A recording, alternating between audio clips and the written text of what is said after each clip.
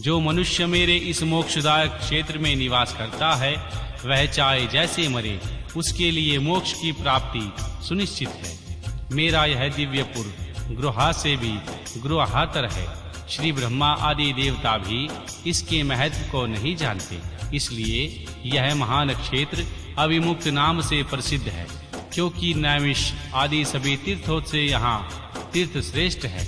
यहाँ मरने पर अवश्य मोक्ष देने वाला है। धर्म का सार सत्य है, मोक्ष का सार समता है, तथा समस्त क्षेत्रों तथा तीर्थों का सार यह अविमुक्त तीर्थ काशी है। ऐसे विद्वानों की मान्यता है, इच्छानुसार भोजन, शयन, क्रीड़ा तथा विविध कर्मों का अनुष्ठान करता हुआ भी मनुष्य यदि इस अविमुक्त तीर्थ में प्राणों का परित्याग करता है तो उसे मोक्ष मिल जाता है। जिनका चित्त में विषयों में आसक्त और जिनने धर्म की रुचि त्याग दी है, वह भी यदि इस क्षेत्र में मृत्यु को प्राप्त होता है तो पुनः संसार बंधन में नहीं पड़ता।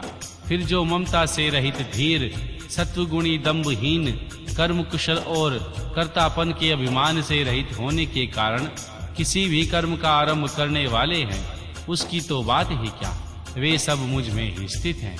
इस प्रकार काशीपुरी में शिव भक्तों के द्वारा अनेक शिवलिंग स्थापित किए गए हैं। देवी पार्वती वे संपूर्ण अभिष्टों को देने वाले और मोक्षदायक हैं। चारों दिशाओं में 5 कोस फैला हुआ यह क्षेत्र अविमुक्त कहा गया है। यहाँ सब ओर से मोक्षदायक जीव मृत्यु काल में यह क्षेत्र उपलब्ध हो जाए तो उसे अवश्य मोक्ष की प्राप्ति होती है। यदि निष्पाप मनुष्य काशी में मरे तो उसका तत्काल मोक्ष हो जाता है। जो पापी मनुष्य मरता है वह काव्य समूह को प्राप्त होता है। उसे यातना का अनुभव करके ही पीछे मोक्ष की प्राप्ति होती है। सुंदरी, जो इस अविमुक्त क्षेत्र में पातक करता है वह हजारों वर्षों तक भैरवी यातना पाकर पाप का फल भोगने के पश्चात ही मोक्ष पाता है। शतकोटि कल्पों में भी अपने किए हुए कर्म का क्षय नहीं होता। जीव को उनके द्वारा किए गए शुभाशुभ कर्म का फल अवश्य ही भोगना पड़ता है। केवल अशुभ कर्म नरक देने वाले होते हैं, केवल शुभ कर्म स्वर्ग की प्राप्ति कराने वाला होता है, तथा शुभ और अशुभ दोनों कर्मों से मनुष्य योनि की प्राप्ति बताई गई है। अशुभ कर्म की कमी और शुभ कर्म की अधिकता होने पर उत्तम जन्म प्राप्त होता है। शुभ कर्म की कमी और अशुभ कर्म की अधिकता होने पर अधम जन्म की प्राप्ति होती है। हे पार्वती, अब शुभ और अशुभ दोनों ही कर्मों का क्षय हो जाता है, तभी जीव को सच्चा मोक्ष होता है। यदि किसी ने पूर्व जन्म के आदर पूर्वक काशी का दर्शन किया तो उसे इस जन्म में काशी में पहुंचकर मृत्यु प्राप्त होती है। जो मनुष्य काशी जाकर गंगा में स्नान करता है उसके क्रिमायण और संचित कर्म का नष्ट हो जाता है, परंतु प्रारब्ध कर्म भोगे बिना नष्ट नहीं होता। यह निश्चित बात है। जिसकी काशी में मुक्ति हो जाती है उसके प्रारब्ध कर्म का भी क्षय हो जाता है। प्रिय, जिसने एक ब्राह्मण को भी काशीवास कराया है वह स्वयं भी काशीवास का अवसर पाकर मोक्ष लाभ प्राप्त करता है। महर्षि सूत जी कहते हैं, मुनीश्वर, इस तरह काशी तथा विदेश्वर लिंग का प्रचुर महत्व बताया गया है, जो सत्पुरुषों को भोग और मोक्ष प्रदान करने वाला है।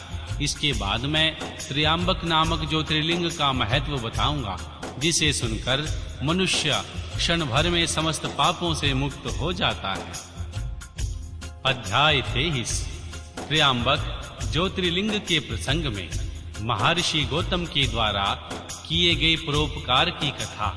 उनके तप के प्रभाव से अक्षय जल प्राप्त करके ऋषियों की अनावृष्टि के कष्ट से रक्षा करना, ऋषियों का छल पूर्वक उन्हें गोहत्या में फंसाकर आश्रम से निकलना और शुद्धि का उपाय बताना।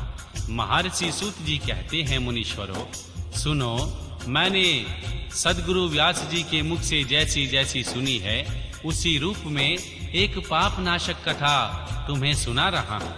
पूर्व काल की बात है। गौतम नाम से विख्यात एक श्रेष्ठ ऋषि रहते थे, जिनकी परम धार्मिक पत्नी का नाम अहिल्या था। दक्षिण दिशा में जो ब्राहगिरी है वहीं उन्होंने 10,000 वर्षों तक तपस्या की। उत्तम व्रत का पालन करने वाले महर्षियों एक समय वहां 100 वर्षों तक बड़ा भयानक आवरण हो गया। सब लोग महान दुख से पीड़ित हो गए। इस भूतल पर कहीं गीला पत्ता भी नहीं दिखाई देता था। फिर जीवों का आधारभूत जल कहां से दृष्टिगोचर होता। उस समय मुनि, मनुष्य, पशु और पक्षी और मृग सब वहां से 10 दिशाओं की ओर चले गए। वहां गौतम ऋषि ने 6 महीनों तक तप करके वरुण को प्रसन्न किया। वरुण ने प्रकट होकर वर मांगने को कहा। ऋषि ने कहा, वृष्टि के लिए प्रार्थना की। वरुण ने कहा, देवताओं के विधान के विरुद्ध वृष्टि न करके मैं तुम्हारी इच्छा के अनुसार तुम्हें सदा क्षय रहने वाला जल देता हूँ। तुम एक गड्ढा तैयार कर लो। उनके कहने पर गौतम ने एक गहरा गड्ढा खोदा और वरुण ने उसे दिव्य जल के द्वारा भर दिया तथा परोपकार से सुशोभित होने वाले मुनि श्रेष्ठ ने कहा, महामुने, कभी क्षीण न होने वाला यह जल तुम्हारे तीर्थ रूप होगा और पृथ्वी पर तुम्हारे नाम से इसकी ख्याति होगी। यहाँ किए हुए दान, होम, तप, देव पूजन तथा पितरों का श्राद्ध सभी अक्षय होंगे। ऐसा कहकर उन महर्षि से प्रशंसित हो वरुण देव अंतर्ध्यान हो गए। उस जल के द्वारा दूसरों का उपकार करके महर्षि गौतम को भी बड़ा सुख मिला। महात्मा पुरुष का आश्रय मनुष्यों के लिए महत्व की ही प्राप्ति कराने वाला होता है। महान पुरुष ही महात्मा के उस स्वरूप को देखते और समझते हैं, दूसरे अधम मनुष्य नहीं। मनुष्य जैसे पुरुष का सेवन करता है वैसा ही फल पाता है। महान पुरुष की सेवा से महत्ता मिलती है और द्रुक की सेवा से क्षुद्रता। उत्तम पुरुषों का वह स्वभाव ही वे दूसरों के दुख को नहीं सहन कर पाते। अपने को दुख प्राप्त हो जाए इसे भी स्वीकार कर लेते हैं, किंतु दूसरों के दुख का निवारण करते हैं।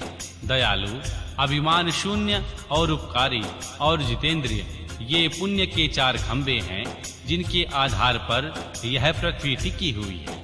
तदनंतर गौतम जी वहां परम दुर्लभ जल को पाकर विधि पूर्वक नित्य नैमित्तिक कर्म करने लगे। उन मुनीश्वर ने वहां नित्य होम की सिद्धि के लिए धान, जौ और अनेक प्रकार के निवार बोआ दिए। तरह तरह के धान्य, भांति भांति के वृक्ष और अनेक प्रकार के फल फूल वहां लहलहा उठे। यह समाचार सुनकर वहां दूसरे दूसरे सहस्त्रों ऋषि मुनि, पशु पक्षी तथा बहुसंख्यक जीव आकर रहने लगे। वहां इस तरह भूमंडल को बड़ा सुंदर हो गया देखकर उधर अक्षय जल के संयोग से अनावृष्टि वहां के लिए दुखदायिनी नहीं रह गई। उस वन में अनेक शुभ कर्म पारायण ऋषि अपने शिष्य, भार्या और पुत्र आदि के साथ वास करने लगे।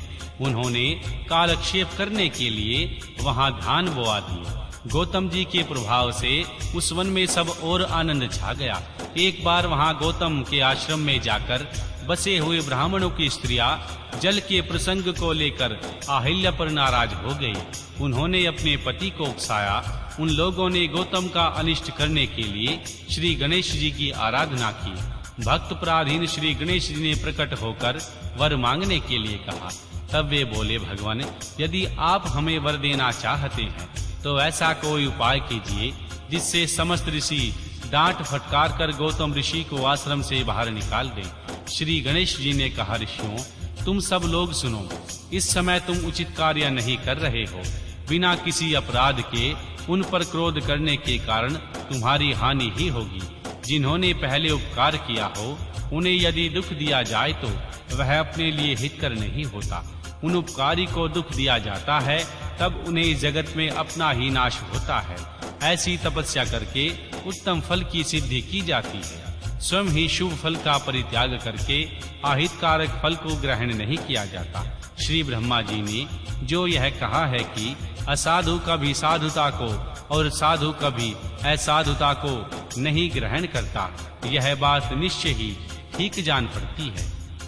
पहले उपवास के कारण जब तुम लोगों को दुख भोगना पड़ा था तब महर्षि गौतम ने जल की व्यवस्था करके तुम्हें सुख दिया, परंतु इस समय तुम सब लोग उन्हें दुख देने को सोच रहे हो।